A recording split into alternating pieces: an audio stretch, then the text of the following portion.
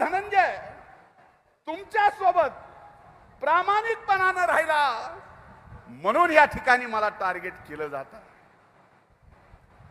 पण दादा, मला कुणी कितीही टार्गेट करू द्या, माझ्या मायबाप जनतेने एकदा जर टार्गेट त्यांचं ठरवलं तर ते टार्गेट उडवल्याशिवाय राहत नाहीत. ही परळीची मायबाप जनता घेरणार.